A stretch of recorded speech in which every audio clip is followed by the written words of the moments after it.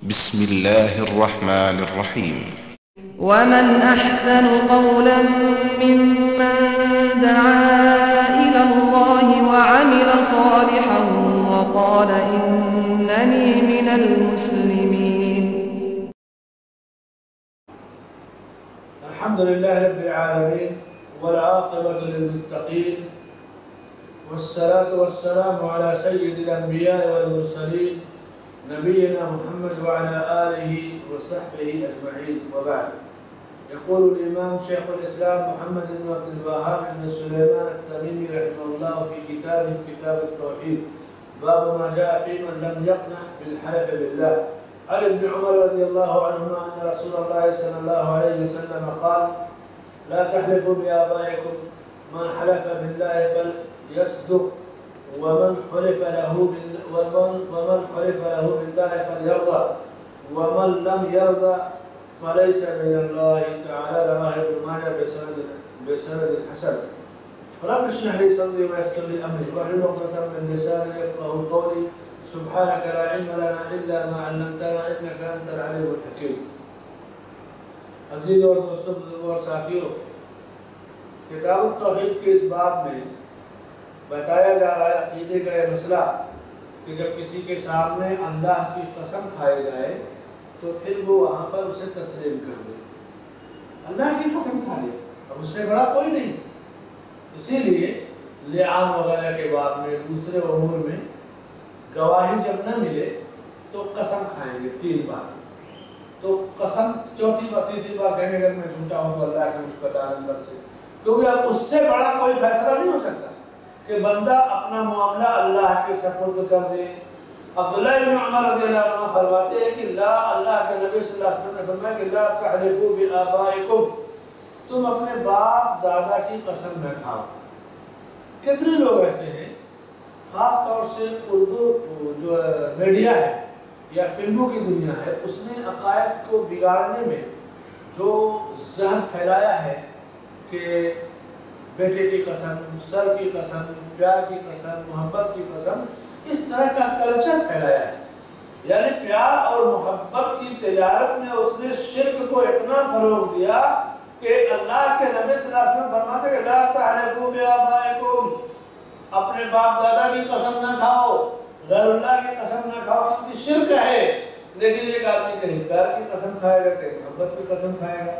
مشرکین مکہ اپنے معبودوں کی یا اپنی عمر کی، اپنی اولاد کی قسمیں کھایا کرتے تھے، لیکن اسلام نے ان چیزوں کو حرام کر دیا. مگر آج یہ چیز غیر مسلموں میں یا فلم انڈسٹری کے ذریعے یہ چیز لوگوں کے گھروں تک پہنچتی جا رہی ہے کہ آدمی اللہ کی قسم نہ کھا کے بیوی کی قسم کھا لے گا، بیوی شوہر کی قسم کھا لے گی، یا کوئی اولاد کی قسم کھا لے گا. یہ کیا ہے؟ یہ حرام ہے. لوگ نہیں جانتے، باطل اور حرام چیز ہے. پھر اللہ کے نبی صلی اللہ علیہ وسلم نے فرمایا کہ جس نے اللہ کے لیے اللہ کی قسم کھائی تو اسے چاہیے کہ سچ بولے. یعنی قسم کھانے میں سچ بولے، ایسا نہ ہو کہ جھوٹی قسم کھا لے.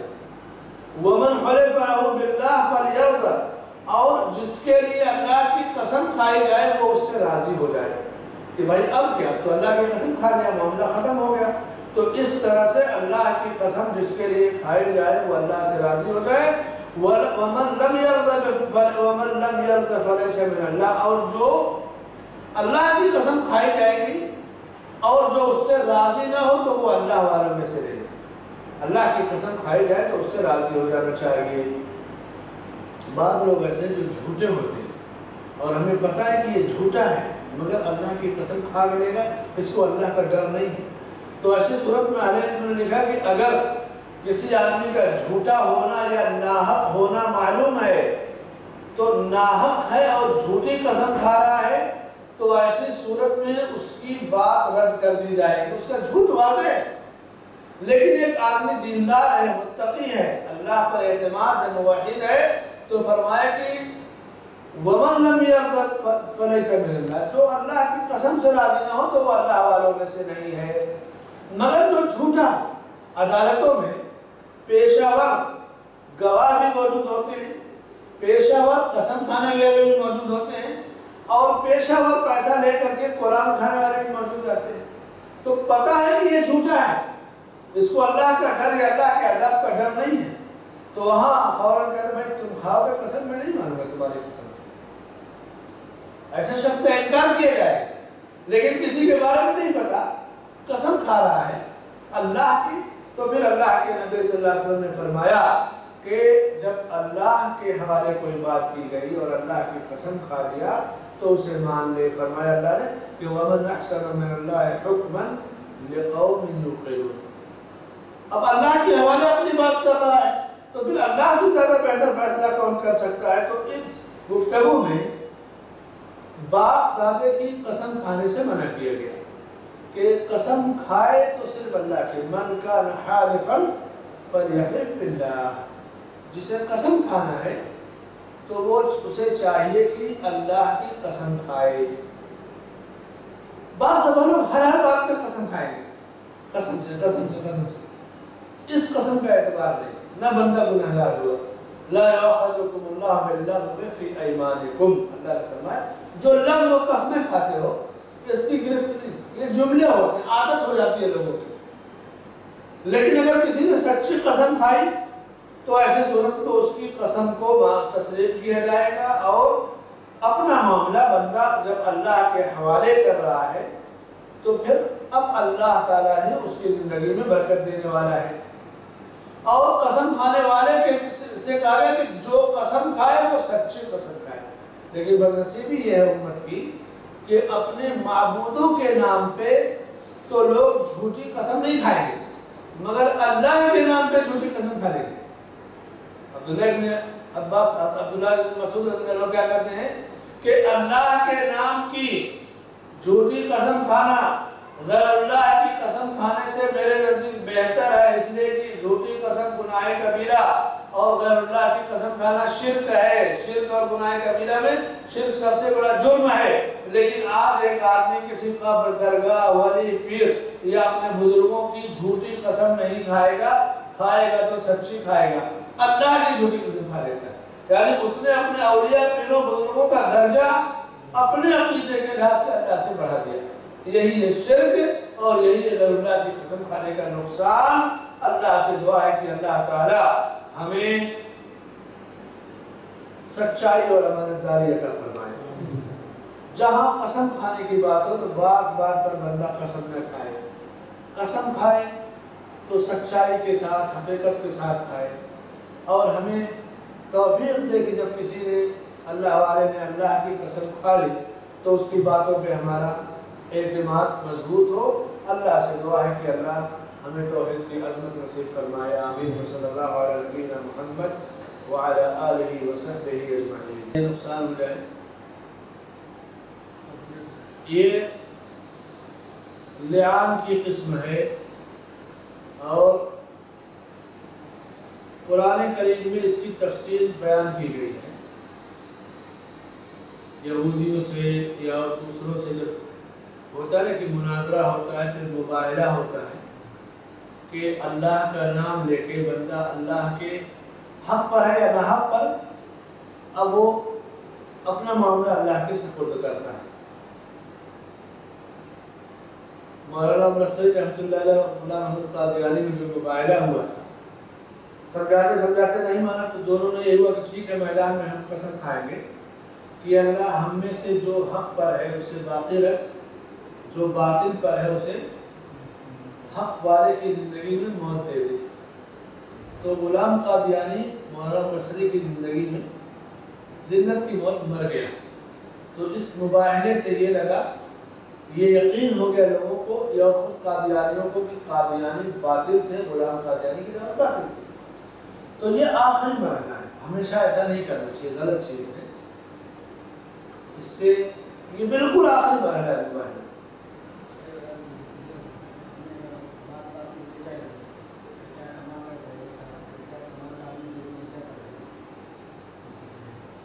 کوئی حرج نہیں، جیسے لوگ کہتے ہیں کیا کمال کا آدمی ہے کہ آپ نے ایسا کر دیا، کوئی حرج نہیں۔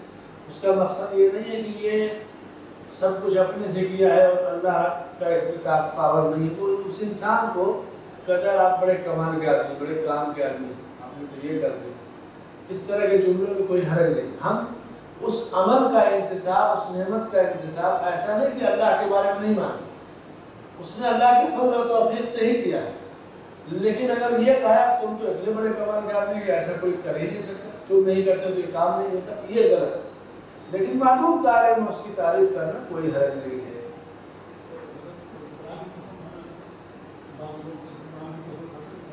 قرآن کی قسم، کعبۃ اللہ کی قسم نہیں کھائیں گے، سب غیر اللہ میں آتا ہے، اللہ کے سوا جو کچھ ہے وہ غیر اللہ ہے۔ کچھ لوگ کعبہ کی قسم کھائیں گے، تو کعبہ کی قسم نہ کھا کے بیت اللہ، کعبۃ اللہ کی قسم نہ کھا کے بیت اللہ کے رب کی قسم کھائیں، کعبہ کے رب کی قسم کھائیں، قرآن کے رب کی قسم کھائیں۔ قرآن اللہ کا کلام ہے تو قرآن کے مالک کی اور صاحب قرآن کی قسم کھائیں۔ قرآن اللہ کا کلام ہے، جس کا کلام ہے کہ بھائی قرآن نازل کرنے والے کی قسم کھا رہا ہوں، قرآن کو کتاب ہدایت بنانے والے کی قسم کھا رہا ہوں۔ قرآن کو اٹھا لیتے ہیں عدالتوں میں تو وہ ایک عہد نامہ ہوتا ہے کہ بندے کا قرآن اٹھا لیا، کتاب اٹھا لیا، بائبل اٹھا لیا، عدالتوں میں جو جس مذہب کا ماننے والا اس کی مقدس کتاب ہاتھ میں دے کے کہ یہ عہد ہے کہ اس میں جو کچھ لکھا ہے میں اس پر ایمان رکھتا ہوں اور میں نے ایسا نہیں کیا یا میں ایسا کروں گا، اس طرح کا عہد ہوتا ہے۔ جمہوری ملکوں میں اسی لیے کہتے ہیں کہ بڑا خطرناک معاملہ ہے۔ ایک صاحب الیکشن میں کھڑے ہوئے، اتر پردیش میں مولانا تھے، تو ان کو کسی دوسرے بڑے عالم نے بمبئی آئے تو کہا کہ دیکھو اول تو تم جیت نہیں پاؤ گے، دوسرے اگر جیت بھی گئے تو جس دن عہدے کا حلف لو گے جو بھی نیکی تمہارے نام عمل میں ہوگی اسی دن وہ بھی ختم ہو جائے گی۔ کیوں؟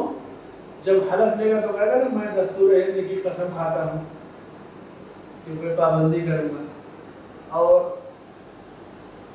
اللہ کی قسم کوئی کھا لیا کہ میں دستور ہند کی پابندی کروں گا، تو یہ بھی بہت بڑا خطرناک مسئلہ ہے، کیونکہ دستور ہند میں ساری چیزیں قرآن و سنت کے مطابق تو ہے نہیں، یا کسی بھی ملک کا جو دستور ہے وہ اس ملک کے قانون کے لحاظ سے بنایا جاتا ہے۔ کچھ چیزیں مخالف ہیں، موافق ہیں، اس میں تو یہ ہے کہ مندر مسجد سے سیکولرزم میں جو چیزیں ہیں، تو یہ مسئلہ بڑا خطرناک ہوتا ہے۔ اور اللہ تعالیٰ ایمان اور تقویٰ عطا فرمائے لوگوں کو، عوام کی خدمت بھی کرنی ہے، دین کا کام بھی کرنا ہے، اور اسلام اور عقیدے کی حفاظت بھی کرنی ہے۔ اور کوئی سوال ہے؟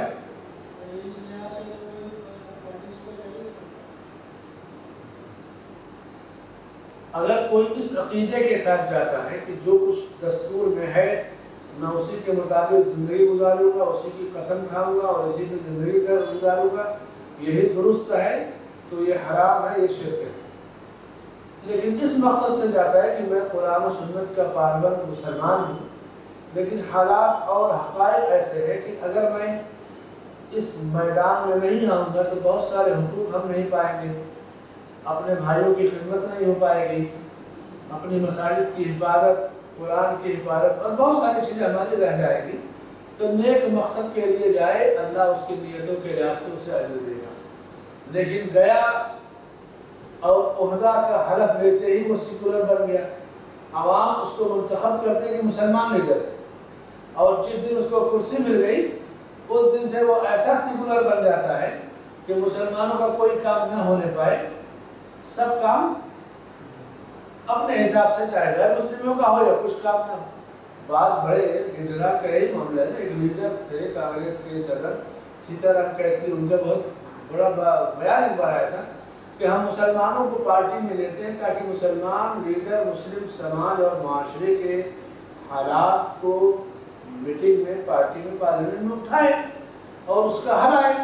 تو جس دن مسلم لیڈر آتا ہے، آتا تو ہے مسلمانوں کے نام پہ، اسلام کے نام پہ، لیکن یہاں آیا تو اسی دن سیکولر بن گیا، اور ایسا سیکولر کہ کہاں کا مسلمان، کہاں کا اسلام، کہاں کی اس کی آواز سب بھول گیا۔ تو 5 سال کے بعد پھر آئے گا تو پھر ہار جائے گا، یا پھر جھوٹے وعدے کرے گا ایسے ویسے۔ یہ بہرحال اللہ تعالیٰ ہدایت دے، توحید کے بعد میں یہ بڑا خطرناک معاملہ ہے۔ اسلام نے کسی ترقی سے روکا نہیں ہے، مگر زندگی میں توحید سے زیادہ کوئی نعمت نہیں ہے۔ بندے کی ترقی اسلام کی راہ میں حائل نہیں ہے، مگر اب بندہ خود سوچے کہ مسلمان اسلام کا نام لے اور باقی کفر کے سارے کام کر جائے، یہ غلط۔ ہمارے ملک میں بعض ایسے علماء گزرے ہیں اور ایسے ممبران گزرا کہ وہ اپنی توحید کی حفاظت کرتے ہوئے زندگی گزارے۔ اس نے کہا ہے آپ کو کہ جو ہے سوادی پہ جا کے حاضری دیجیے، نہیں دیں گے تو منسٹری چلی جائے گی۔ کس نے کہا کہ دھرنے میں سلامی نہیں دیں گے تو آپ کو جو ہے پارلیمنٹ سے بھگا دیں گے۔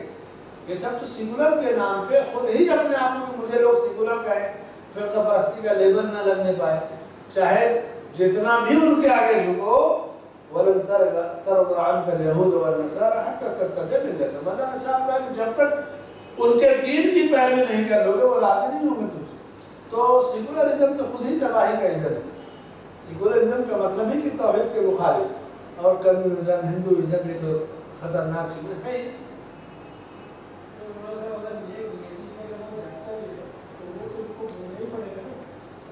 کیا بولنا پڑے گا؟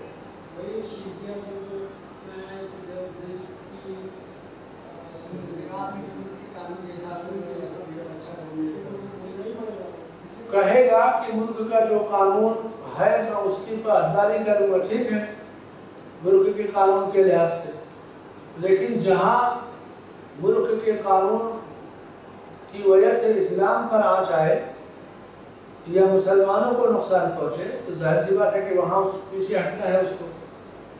ملک کا کوئی قانون، اب اس میں کوئی ایڈوکیٹ ہو تو بتائے کہ کون سا قانون ہے یا کون سے قوانین ہیں جو اسلام کے خلاف ہیں، مسلمانوں کے خلاف۔ کسی بھی ملک کا قانون عوام کی خاطر بنتا ہے۔ اس وقت فرانس کا قانون ایسا ہے جو تقریباً 40% اسلام کا جو قانون ہے وہ ہے۔ فرانس کے جو قانون میں اسلام کا 40% قانون فرانس کے اندر نافذ ہے۔ اب یہ پردہ ہے، ملروں کی پابندی، یہ سب بدماشی، دہشت گردی اور ظلم ہے، لیکن عوام کی خدمت، تعلیم کا حق، علاج کا حق، تجارت کا حق، اسی طرح سے ترقی یا آگے بڑھنے کے بارے میں حقوق، یعنی انسان اور معاشرے کی ترقی کے لیے، صاف صفائی کے لیے جو اسلام کی تعلیمات ہیں وہ غیر مسلموں میں فرانس میں تقریباً 40% اسلام کے قوانین کا ایک چربا، یہ تو نہیں کہیں گے ہم نے اسلام سے لیا ہے، لیکن آپ اسلامی قوانین کو دیکھیں اور فرانس کو تو 40% چیزیں آپ کو آنے کرائیں۔ اسلام سے بہتر حکمرانی کسی قوم کے پاس نہیں رہی، لیکن آپ مثلا عدالتوں کا نظام ہے، جو نظام ہندوستان کی عدالت کا نظام ہے وہی نظام سعودی عرب کی نظام عدالت کا۔ مثلا ایک مجرم کو پولیس پکڑتی ہے، اب اس کے اوپر کیس لگائے گی، جیل میں بند کر دے گی، اس کے بعد کورٹ میں حاضر ہوگا، کورٹ فیصلہ دے گا کہ یہ جرم کیا ہے، مثلا اس نے قتل کیا ہے، اب قتل کی سزا یہاں پر ہے عمر قید، یا اسی طرح سے بعد پھانسی بھی ہے، یا اسی طرح سے ڈنڈے معاملہ جیل ہے۔ اسلامی عدالتوں میں بھی قتل کی سزا اگر وہ اقرار کرتا ہے یا تو پھر ظاہر سی بات ہے گواہ میں نے چشم دید تو قتل ہے، یا مقتول کے ورثہ خون بہا دیت لینے سے راضی ہو جائے۔ تو انسانوں کی بھلائی کے لیے جو قوانین ہیں، جیسے کل بات آئی تھی سگنل اشارہ، یہ کیا بولتے ہیں اس کو، سگنل توڑنے کی، تو یہ ایسا نہیں کہ آپ اس کو قرآن حدیث میں تلاشیں گے تو کہا سگنل توڑنا۔ دنیا کے ہر ملک میں قانون ہے۔ اسلام اس زمانے میں گاڑیاں نہیں تھی، جب اسلام آیا تو گاڑی نہیں تھی، سگنل نہیں تھا، لیکن اسلام کے اندر قانون کیا ہے، وَلَا تُلْقُوا بِأَيْدِيكُمْ إِلَى التَّهْلُكَةِ، اپنے آپ کو ہلاکت میں مت ڈالو۔ ریڈ سگنل ہے، کوئی وہاں نہیں رکا، گاڑی لے گیا، سامنے سے دوسری گاڑی ہے، ٹکر ہوئی، مر گیا۔ گویا یہ جانتے ہوئے بھی اپنے آپ کو خودکشی اور ہلاکت کی طرف ڈالنا ہے۔ تو اسلام نے جتنی حفاظتی تدبیریں اپنائی ہیں انسانی جانوں کی، وہ کسی اور مذہب کو کوشش نہیں ملتی۔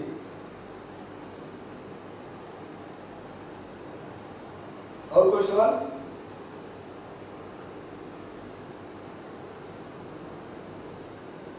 چلیے اگلا بات پڑھتے ہیں۔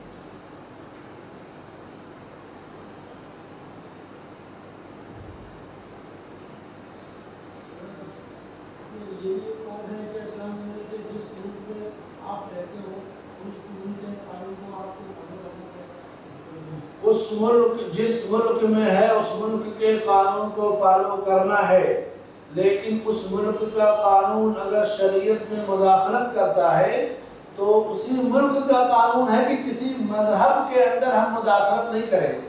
یہ ہے نا کورٹ کا قانون کہ مذہب کے معاملے میں آزاد ہے آدمی۔ اب کوئی بدماشی سے، گنڈا گردی سے، اکثریت کے بلبوتے پہ کہہ دے کہ نہیں کالج میں، ہمارے کالج میں کوئی پردہ کے ساتھ کوئی مسلم طالبہ نہیں آئے گی، یہ ملک کا قانون نہیں۔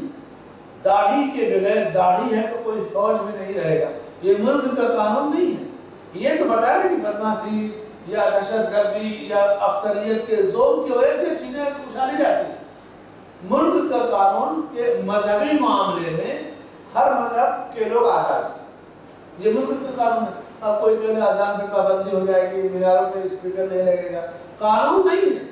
یہ جو لوگ اونچے عہدوں پہ ہیں حکمرانی میں اپنی اکثریت کے بلبوتے پہ ٹارچر کرتے رہتے ہیں۔ اور اگر ایسا قانون ہو بھی کہ عورت پردہ نہیں کرے گی تو پھر اس قانون کو نہیں مانا جائے گا۔ ہمارا عقیدہ ہے کہ اللہ کی توحید میں کسی کو شریک نہیں ٹھہرایا جائے گا۔ وَإِن جَاهَدَاكَ عَلَىٰ أَن تُشْرِكَ بِي مَا لَيْسَ لَكَ بِهِ عِلْمٌ فَلَا تُطِعْهُمَا، اگر ماں باپ بھی اللہ کے ساتھ کسی کو شریک کرنے کی بات کریں تو ان کی بات نہیں مانی جائے گی۔ یہ چیز ہے۔ مسلمان دنیا کے جس ملک میں بھی ہیں اس ملک کے قانون کی حفاظت کرنے والے مسلمانوں سے زیادہ کسی ملک میں لوگ نہیں ہیں۔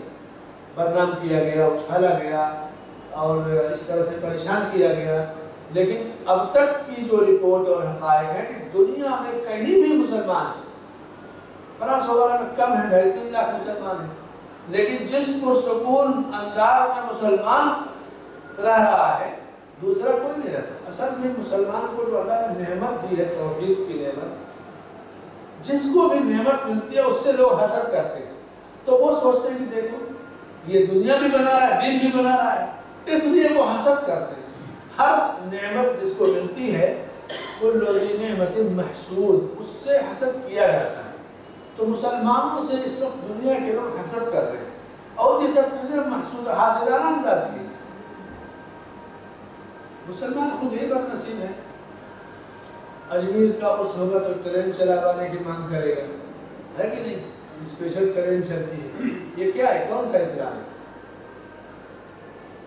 مسلم وزیر آئے گا اجمیر جائے گا تو 10 لاکھ کا جو ہے ڈونیشن دے دے گا اجمیر درگاہ، یہی اسلام ہے؟ اس طرح کے اسلام کا کوئی فائدہ نہیں۔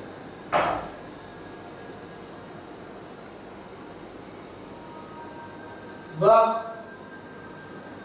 قول ما شاء الله وشئت عن قتيبة أن يهوديا أتى للنبي صلى الله عليه وسلم فقال إنكم تشركون تقولون ما شاء الله وشئت وتقولون والكعبة، فأمرهم النبي صلى الله عليه وسلم إذا أرادوا أن يحلفوا أن يقولوا ورب الكعبة وأن يقولوا ما شاء الله ثم شئت، رواه النسائي وصححه. وله أيضا عن ابن عباس رضي الله عنهما أن رجلا قال للنبي صلى الله عليه وسلم ما شاء الله وشئت، فقال أجعلتني لله ندا بل ما شاء الله وحده.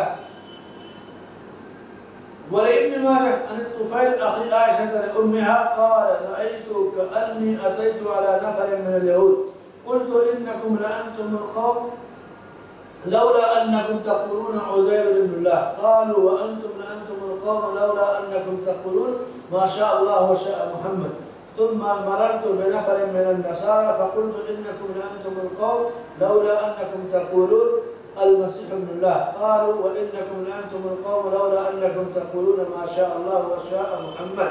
فلما أصبحت أخبرت بها من أخبرته، ثم أتيت النبي صلى الله عليه وسلم فأخبرته، قال هل أخبرت بها أحدا؟ قلت نعم، قال فحمد الله وأثنى عليه، ثم قال أما بعد فإن طفيلا رأى رؤيا أخبر بها من أخبر منكم، وإنكم قلتم كلمة يمنعني كذا وكذا أن أنهاكم عنها، فلا تقولوا ما شاء الله وشاء محمد ولكن قولوا ما شاء الله وحده.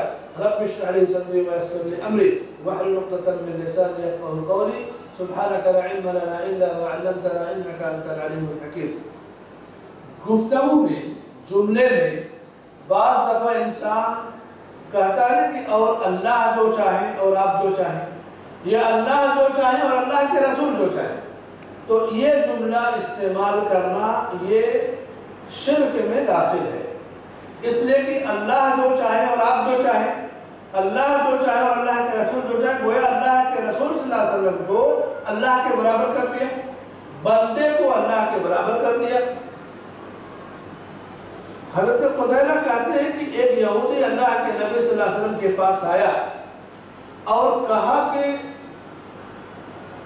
انکم تشرکون، آپ لوگ تو شرک کرتے ہیں۔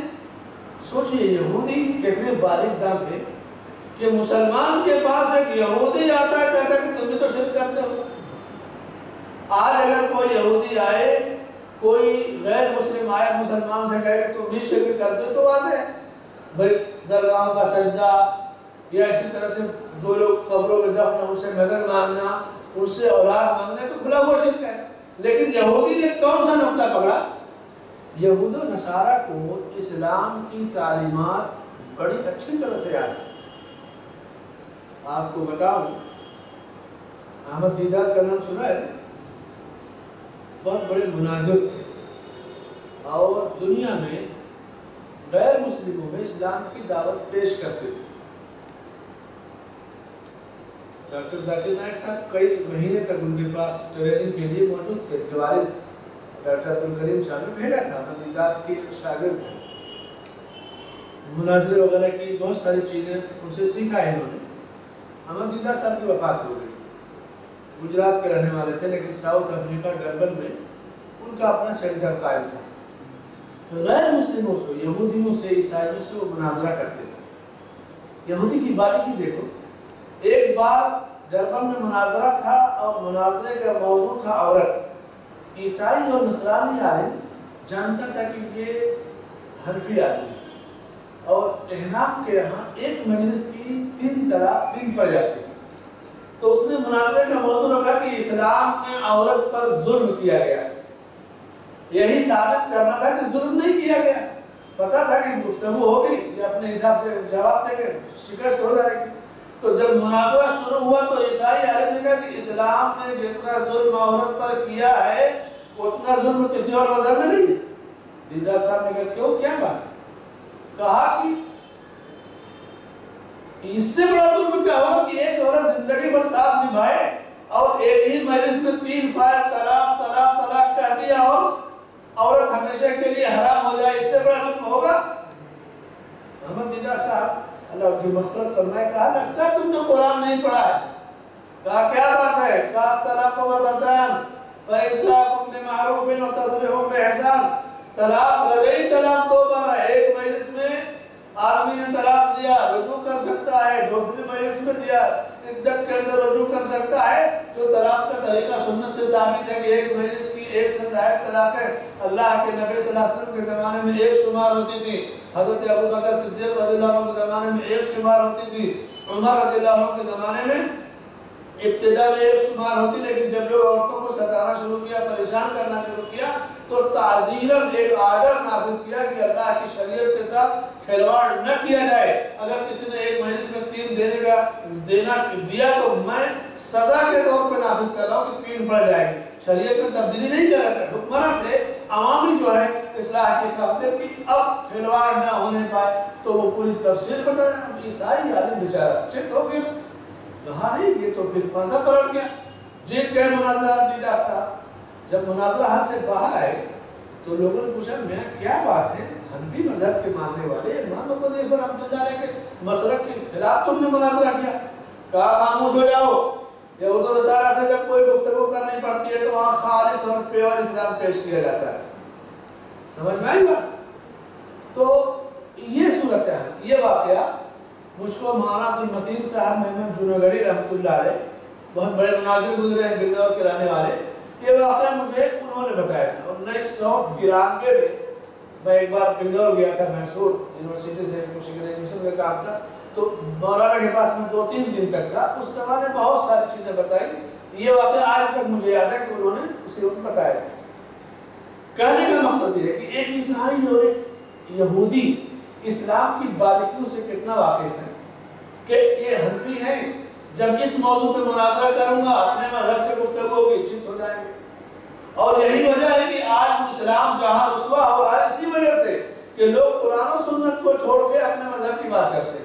عورت کے الیکشن لڑنے کا فتویٰ جب علماء دیوبند نے دیا تو فوراً جب لے دے ہوئی کہ اللہ کے نبی صلی اللہ علیہ وسلم تو فرماتے ہیں کہ لَن يُفْلِحَ قَوْمٌ وَلَّوْا أَمْرَهُمْ امْرَأَةً، وہ قوم کبھی کامیاب نہیں ہو سکتی جو اپنا سربراہ کسی عورت کو بنائے۔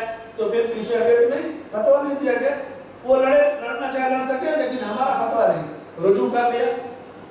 سنت کو جب پیش کرو گے تو اسلام رسوا نہیں ہوگا، خالص اسلام پیش کرو گے، چاہے عورت کا مسئلہ ہو، وہ اور ملک میں وقفے سے وہ عمرانہ کا مسئلہ تھا یا اور جو مظفر نگر وغیرہ کے واقعات تھے، اس میں اصل رسوائی کا سبب مسلکی تعصب تھا، قرآن و حدیث کے لحاظ سے کوئی مسئلہ ہی نہیں تھا، بالکل ہر اس کا واضح تھا۔ شوہر غائب ہو گیا، پھر آیا، اس نے نکاح کر لیا، کون سی بڑی چیز ہے؟ کتنے دن تک غائب تھا، کیا غائب ہونے کی خبر پہنچی، اعلان پہنچا، یعنی اسلامی قرآن و سنت کے نام سے بہت آسان ہوتا۔ لیکن جب مسلک کے بعد میں لائے، میڈیا نے اچھالا، اسلام بھی رسوا کرنا چاہے، اسلام تو رسوا نہیں ہو سکتا، لیکن رسوائی مسلمانوں کی ہوئی ہے کہ نہیں؟ کیوں ہوئی؟ مسلکی تعصب کی وجہ سے۔ اور یہود و نصارہ اور غیر مسلم اسلام کی باریکیوں پر نظر رکھتے ہیں۔ اللہ کے نبی صلی اللہ علیہ وسلم کے پاس ایک یہودی آیا، کہتا ہے کہ مسلمان بھی شرک کرتے ہیں، کیوں؟ اس لیے کہ کہتے ہیں کہ ماشاءاللہ و شیخ، اللہ جو چاہے اور آپ جو چاہیں، شرک نہیں ہے۔ اور اسی طرح سے کعبے کی قسم کھاتے ہیں۔ تو اللہ کے نبی صلی اللہ علیہ وسلم نے کہا کہ جب قسم کھانا ہو تو کعبہ کے رب کی قسم کھاؤ، کعبے کی قسم نہ کھاؤ، اور کہو ماشاءاللہ ثم شیخ، اللہ جو چاہے اور پھر آپ جو چاہیں۔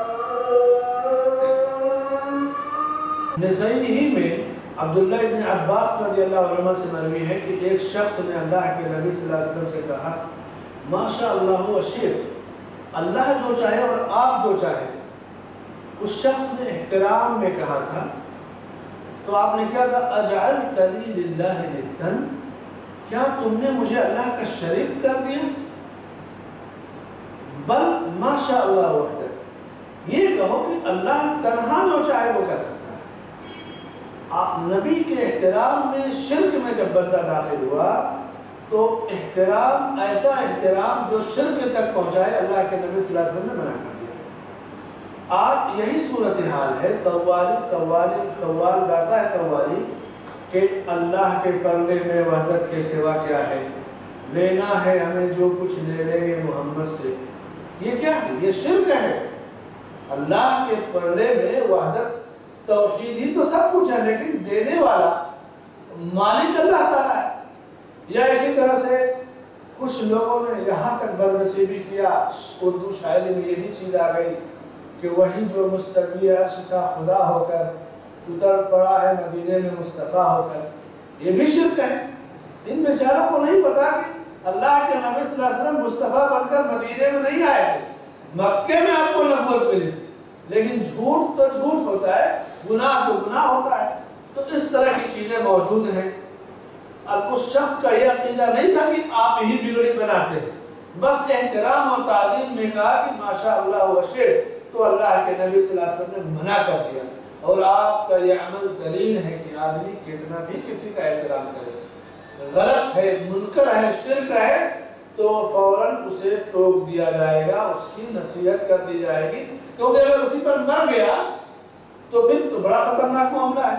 سنن ابن ماجہ میں طفیل رضی اللہ عنہ سے مروی ہے، حضرت عائشہ کے بھائی ہیں، کہتے ہیں کہ انہوں نے خواب دیکھا، کہتے ہیں کہ میں یہود کی ایک جماعت کے پاس آیا خواب میں نے کہا تم بہت اچھے لوگ ہو، اگر یہ نہ کہو کہ عزیر علیہ السلام اللہ کے بیٹے ہیں، تو اس یہودی نے کہا کہ مسلمانوں تم بھی اچھے ہو، اگر تم یہ نہ کہو کہ اللہ جو چاہے اور اللہ کے رسول جو چاہے۔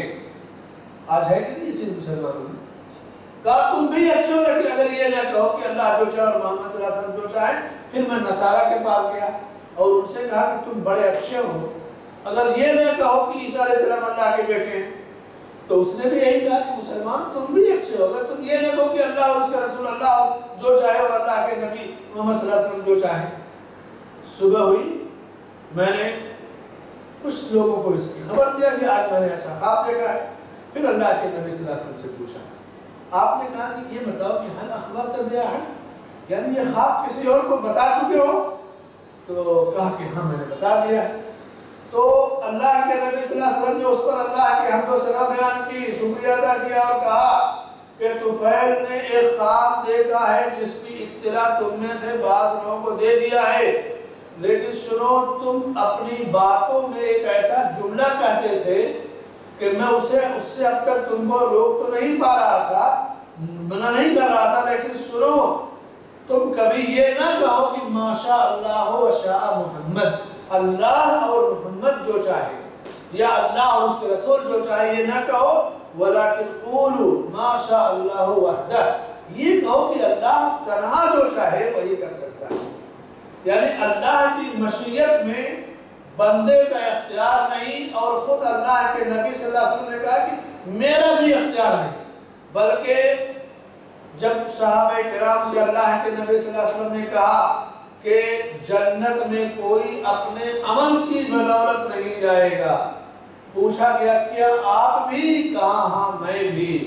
جنت میں کوئی عمل کی بدولت نہیں جائے گا, عمل ہوگا اللہ کی جب رحمت ہوگی اس کے بعد ہی کوئی جنت میں جائے گا. یعنی اللہ کی رحمت جس پر نہیں ہوگی وہ جنت میں نہیں جا سکتا. یعنی جنت میں جانے کے لیے اللہ کی رحمت ضروری ہے.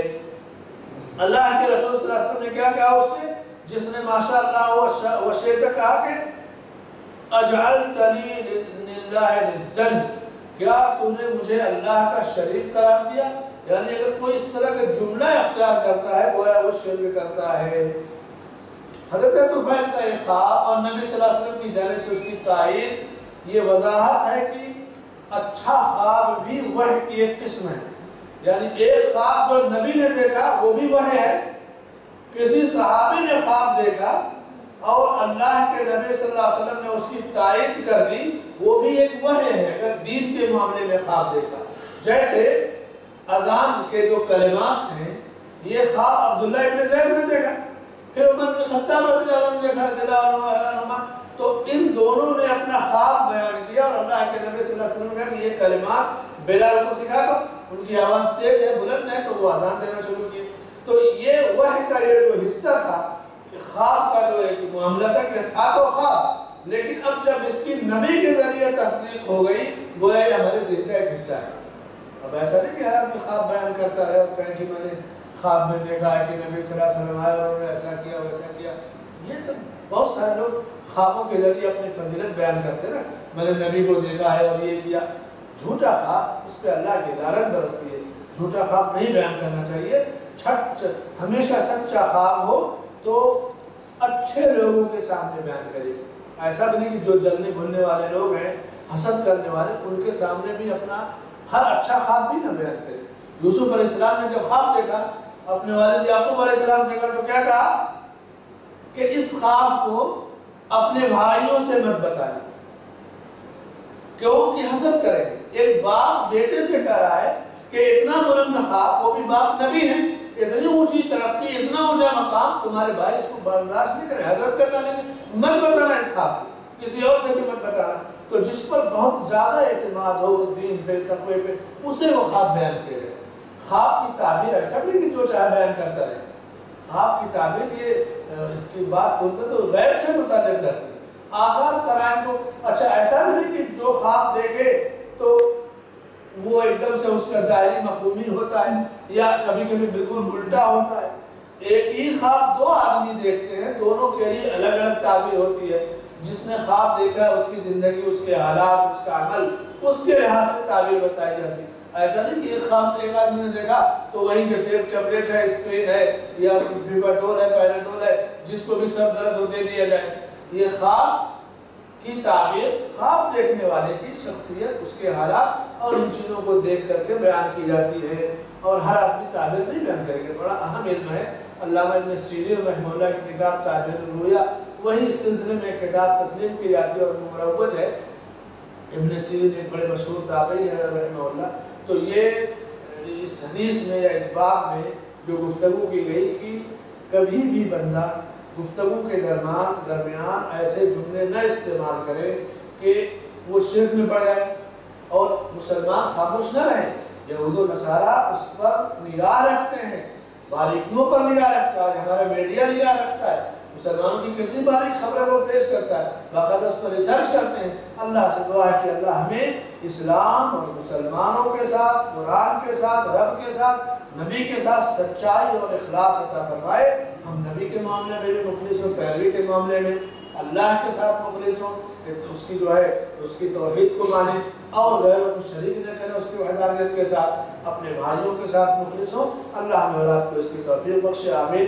وصلی اللہ علیہ نبینا محمد وعلی آلہ وصحبہ